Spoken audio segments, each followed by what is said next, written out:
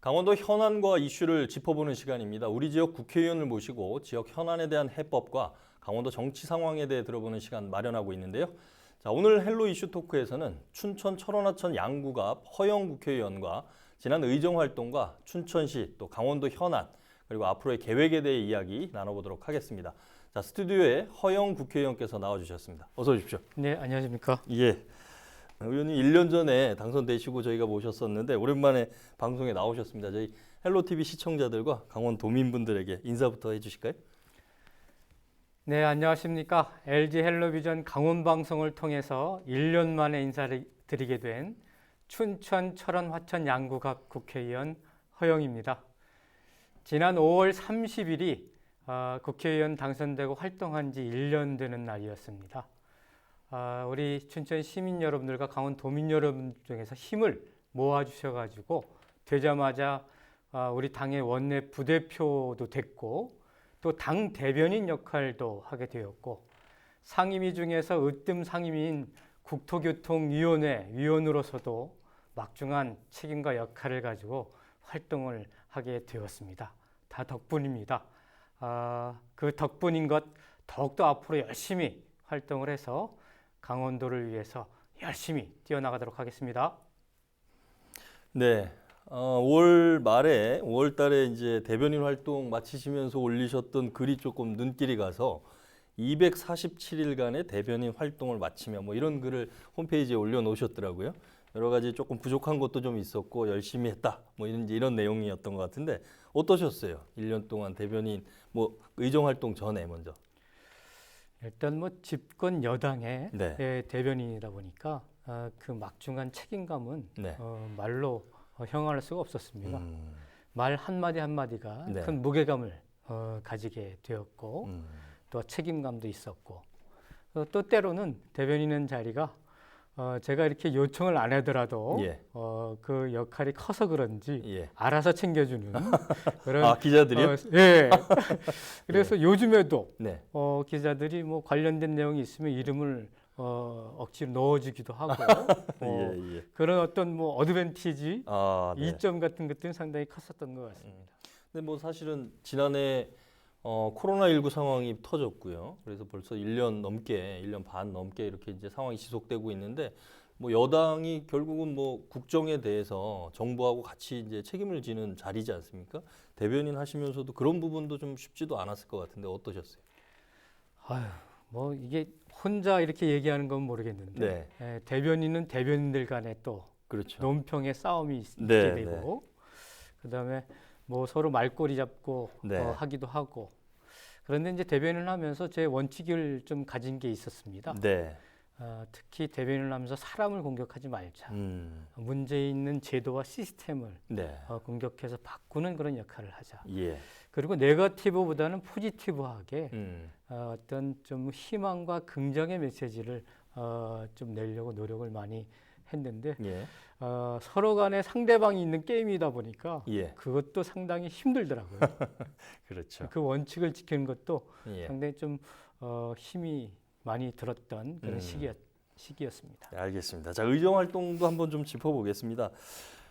사실은 고려대 총학생회장 지내시고 신계륜 국회의원 입법 보좌역으로 1994년에 정계에 이제 입문하신 거죠. 그 이후에 김근태 의원, 이기우 의원 비서관 보좌관 하셨고요. 강원도지사 비서실장, 서울시 비서실장, 뭐 서울시 정무수석, 그러고 이제 국회에 이제 입성하시게 된 건데 오랜 기간 뭐 20년 가까이 그런 참모 역할을 하시다가 실제 입법 기관인 국회의원으로 이제 국회에 이제 뭐 출석을 하시게 된 건데 어떠셨습니까? 저한테는 뭐 그래도 기존의 보좌진의 역할과 국회의원이 돼서의 역할들은 너무나 다르더라고요. 그렇죠. 하지만은 처음 초선된 의원들이 지난 1년간은 배우는 시기였다고 한다면 저는 20년간에 미리 경험한 것들이 있었기 때문에 바로 국회의원의 역할을 할 수 있었던 그런 장점이 있었고 사실상 그런 장점들이 다른 의원보다는 많은 성과를 내는 데 있어서 큰 도움이 되었었던 것 같습니다. 뭐 말 나오신 김에 그럼 1년 동안에 지금 의정 활동을 하시면서 추진했던 성과 뭐 대표적인 거 몇 가지 좀 꼽아 주시죠. 되자마자 이제 우리 춘천만 먼저 말씀을 드리면 네. 춘천의 오랜 미군 기지, 캠프 페이지 기지가 춘천으로 반환되지 않았습니까? 그렇습니다. 되고 나서 이제 미군들이 가면서 오염 정화 작업을 제대로 하지 않았어요. 토양 오염 문제요. 오염이 정화 작업이 제대로 안 돼가지고 문화재를 발굴하다 보니까는 추가적인 오염원들이 발굴이 되기 시작한 거예요. 그래서 이거를 이미 춘천시가 국방부로부터 땅을 사가지고 1,700억 원이 들어왔습니다. 춘천시 소유가 되었는데 자칫 잘못하면은 춘천시가 돈을 더 들여가지고 오염 작업을 하게끔 돼 있었어요. 이건 문제가 있다. 그래서 제가 국회의원이 되자마자 국방부 관계자들 불렀습니다. 아니 이런 귀책 사유가 국방부한테 있는데 미군한테 있는데 지금 이런 상황이다. 이거 어떡할래? 그래가지고 국방부, 환경부, 그다음에 춘천시 여기에다 민간 단체를 더해서 사자가 캠프 페이지 오염원 재검증 민간 검증단을 만들어가지고 지금 활발하게 재오염 조사와 정화 작업들을 벌이고 있습니다. 이건 굉장히 큰 성과이고 전국에 30곳 가까이 되는 미군 부지가 있는데 우리 춘천시의 사례가 모범이 되어가지고 전국에 이 사례를 그대로 적용을 해가지고 미군 부지 오염 정화 작업들을 하는 중요한 모범 사례가 되었습니다. 그리고 이제 제가 국토교통위원회 활동을 하면서 이제 강원도의 그 활동의 성과물들을 남기기 위해서 용문 홍천간 철도 유치를 드디어 해놨습니다. 이게 홍천 구민들이 100년간 염원했던 강원도에서 유일하게 철도가 들어가지 않는 지역인데 그 유치를 좀 해냈고요. 그다음에 저쪽 동해 북부선 중에서 강릉에서 상척간 철도가 있는데 그게 시속 70km로 운행이 되는데 이것을 시속 150km 이상 고속화하는 그러한 사업도 유치를 확정을 했습니다. 이런 좀 굵직한 성과들이 있고요. 자잘하게는 이후에 시간에 또 말씀을 좀 드려야겠네요. 알겠습니다. 자, 한국판 뉴딜 문재인 정부가 이제 추진하고 있는 건데 강원도에서도 이런 신성장 동력에 대해서 여러 가지 사업들을 의욕적으로 좀 추진하고 있어요. 춘천에서는 춘천형 뉴딜. 이게 어떤 내용인지 먼저 좀 설명을 해주시겠습니까? 우리 소양강댐 밑에 수열 에너지 융복합 그 클러스터라는 것이 조성이 되는데요. 무려 국비가 3,200억 정도가 투자가 되고 최근에는 환경부에서 추가적으로 1,000억을 투자를 하게 되는데요. 소양강댐이 수심이 한 200m가 됩니다. 그 수심 깊은 곳은 연중 3.5도에서 4.5도씨의 차가운 물이 존재를 하죠.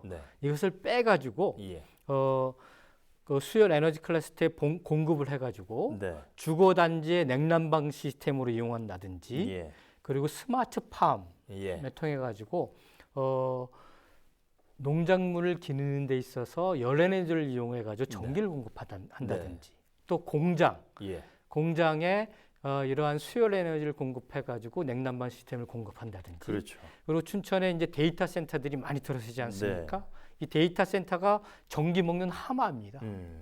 그 전기를 이런 차가운 냉온도 차를 이용한 수열 에너지를 공급해 가지고 전기를 기하급수적으로 줄일 수 있는 그러한 공급 단지라고 보시면 될 것 같습니다. 그런 수열 에너지 융복합 클러스터를 거기에는 디지털 뉴딜과 그린 뉴딜이 같이 결합되어 있는 것이죠. 이런 사업들을 진행하고 있습니다. 초선이시지만 사실은 준비가 20년 동안 참모로서 역할도 많이 하셨고 그래서 바로 성과를 내고 있다 이런 평가들이 많은데 지금 그 국토교통위에서 제가 14일 날 법안 심사하셨던 그 리스트를 봤는데 한 48건인가요? 이렇게 돼 있더라고요. 그중에 보니까 빈집 및 소규모 주택 정비에 관한 특례법 일부 개정 법률안 등 3건에는 허영 의원님 이름이 대표 발의자로 또 올라와 있으시고 그 법안들을 다 일일이 심사하시는 건 어떠세요? 이게 그 소위에서 이제 심사를 하게 되는데요. 굉장히 하나하나 이 법안이 사실상 국민들의 생명과 또 국가의 산업을 육성하거나 또 이러한 제가 국토이기 때문에 국민들의 이제 주거 문제들을 직접적으로 다루는 그러한 소위에 제가 활동을 하고 있는 겁니다. 그래서 말씀드린 것처럼 아까 그 빈집 소규모 정비사업법 같은 경우는 보면은 우리 원도심에 빈집들이 많이 있지 않습니까? 바깥으로 이제 신도시로 다 이주하시고 남는. 그래서 이 원도심의 소규모 지역, 그러니까 한 20가구 이상 정도 도시를 묶어가지고 거기에 고밀도 개발을 해서 질 좋은 공공 임대주택 같은 것들을 지어주는 그러한 사업이라고 볼 수가 있겠습니다. 이런 사업 같은 것들을 아주 세밀하게 부작용은 없는지 그리고 이것을 어떻게 좀 법안을 만들어야 그 주민들의 동의하에 이러한 주택 공급들을 원활하게 할 수 있는지 기존에 우리가 뭐 재건축, 재개발 이런 것들은 사실은 그 달동네들을 다 밀어버리고 아파트를 지어도 거기에 거주하셨던 분들은 사실은 내몰리는 경우가 많았었잖아요. 그런 문제점들이 있었는데 이 빈집정비 특례법 개정안이 그런 걸 방지하기 위해서 만들어진다. 그렇습니다. 원주민들에게는 현물로 지어지는 아파트를 현물로 보상을 하게 됩니다. 그리고 원주민들의 동의를 받아가지고 추진하기 때문에 원주민 정착률이 획기적으로 높아지게 될 수밖에 없지요.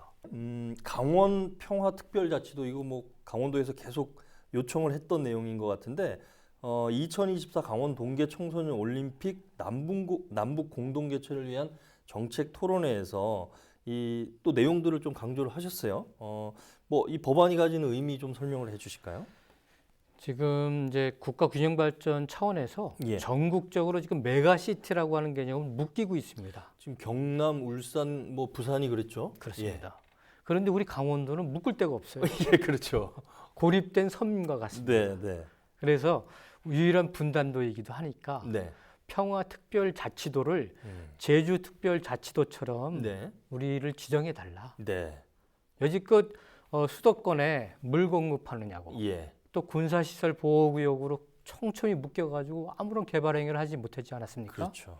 또한 지금 뭐 산소 마스크 역할을 하고 산림 유전자 보호구역 때문에 아무런 개발 행위 같은 것들을 해오지 못했습니다. 이런 억울한 자원들을 이용을 해서 또 분단도이기 때문에 평화를 컨셉으로 한 특별자치도를 만들어 달라. 그래서 이것이 통과되면은 연 6조 원 정도의 재정 유발 효과가 생깁니다.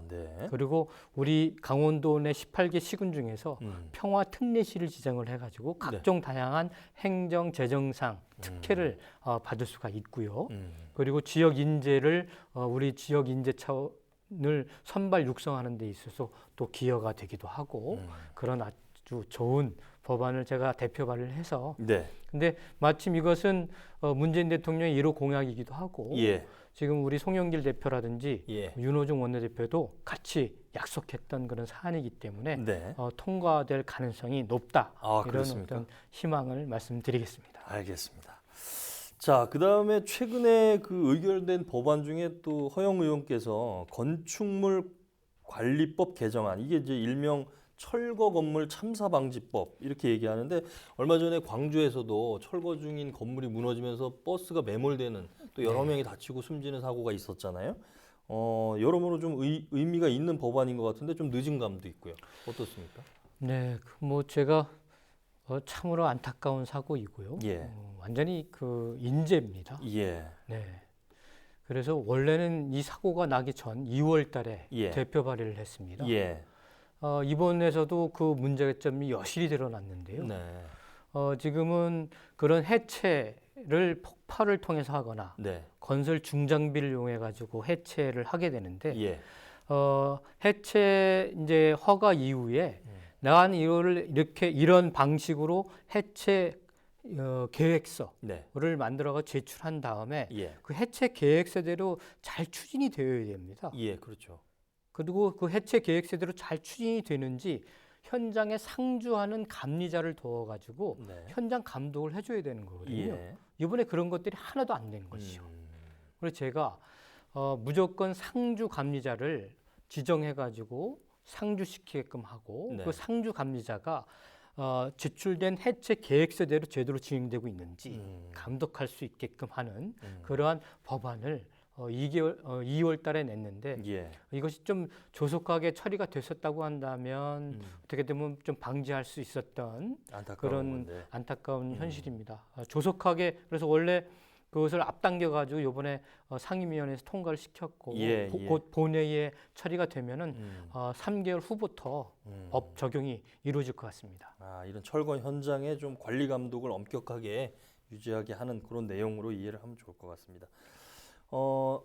시간이 좀 많이 되긴 했는데 최근에 세대 교체, 정치권에서 세대 교체, 혁신 뭐 여러 가지 정당에서도 경쟁적으로 도입하고 있는 것 같은데 어떻게 보면 초선 의원이시니까 그런 어떤 세대 교체에 대한 부분도 해당이 되실 것 같고 또 한편으로 보면 오랫동안 정치권에 몸담은 분으로서 또 혁신도 필요할 것 같고 어떻습니까? 뭐 이준석 돌풍 뭐 이렇게도 얘기하잖아요. 그 부분에 대해서는 어떻게 보고 계십니까? 저도 굉장히 젊은 편입니다. 네. 중하에 네. 포지셔닝 하고 있으니까요. 예. 그럼에도 불구하고 이 코로나19라고 하는 것이 우리 사회의 전방위적으로 대전환, 대변화를 국민들이 요구하는 계기가 되었습니다. 예. 그런 차원에서 이준석 돌풍은 쇄신과 변화와 혁신을 바라는 국민적 요구에 부합하는 길이다라고 생각을 하고 있고요. 네. 더욱더 중요한 것은 그러한 세대적 대표성을 하는 정치인들 많이 배출하는 것과 더불어서 정책이 젊어져야 된다고 생각이 됩니다.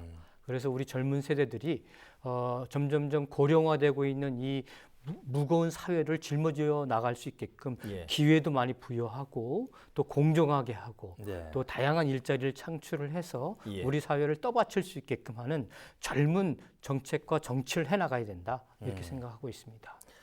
알겠습니다. 그 민주당에서 우리 그 민주당 강원도당에서 5월 말에 찾아가는 민주당사 또 간담회 현장 방문 뭐 여러 가지 온라인 플랫폼을 활용한 또 시민 의견 청취 뭐 여러 가지를 하셨어요. 민주당이 4년 전에 지방선거 끝났을 때만 해도 돌풍이다. 보수가 강세인 강원 지역에서 여러 가지 좀 성과들을 냈다 이런 평가들이 많았는데 실제 현장에서는 어떻습니까? 지금 들어보시니까. 뭐 국민의 기대, 도민의 기대에 못 미친 부분들에 대해 있어서는 저도 지금 현 도당위원장이기 때문에 막중한 책임감과 또한 송구스러움을 함께 가지고 있습니다. 하지만 지난 민심 경청 프로젝트 하면서 저희들을 외면할 줄 알았는데 먼저 찾아오셔서 쓴소리를 하시는 모습을 보면서 나름대로 희망과 기대를 또한 좀 느끼게 되었습니다. 앞으로 젊은 인재들을 인재 영입을 통해 가지고 많이 끌어들이고 또한 강원도를 획기적으로 발전시킬 수 있는 비전을 잘 마련을 해서 신뢰와 희망을 주는 정치를 복원하는 데 있어서 최선의 노력들을 다 해나가도록 하겠습니다. 알겠습니다. 지금 오늘 뭐 준비한 시간이 다 돼서 마지막으로 우리 강원도민들 헬로티비 시청자들에게 전하고 싶은 말씀 듣고 마무리하는 걸로 하겠습니다. 네, LG 헬로비전 강원방송 시청자 여러분, 지난 1년 동안 국회의원으로서 사명을 다하는 데 있어서 응원이 되어 주시고 힘을 불어넣어 주셔서 정말 깊은 감사의 말씀 드리겠습니다. 현실에 안주하지 않겠습니다. 그리고 딴 눈 팔지 않겠습니다. 한눈 팔지 않겠습니다. 오로지 강원 발전을 위해서 지역의 현안을 최우선으로 챙기면서 또한 젊은 정치, 그다음에 세대와 공감하는 정치를 통해서 또한 우리 강원도에는 어르신들이 많기 때문에 어르신들께 효도하는 정치를 통해 가지고 우뚝 서겠습니다. 그래서 희망이 되는 그러한 정치와 정치인이 되고자 노력하겠습니다. 희망은 힘이 세다고 합니다. 코로나19로 많이 지쳐 계시죠? 그럴수록 희망을 가져주시고요. 제가 희망을 드리도록 하겠습니다. 바로 여러분들이 힘이 센 희망들이십니다. 여러분들의 의견 잘 듣고 더욱더 열심히 뛰어나가도록 하겠습니다. 고맙습니다. 네, 생각하는 대로 말하고 또 행동하기 위해 최선을 다하겠다. 국민의 대변인으로 보람차고 행복했다. 지난 8개월 동안 여당 대변인으로 활동을 마치며 내놓은 허영 의원의 소회였습니다. 앞으로도 지역 현안 해결과 세대를 잇는 가교 역할에 계속해서 힘써 주시길 기대하겠습니다. 헬로 이슈 토크 오늘은 여기서 마치겠습니다. 함께해 주신 허영 의원님 감사합니다. 감사합니다.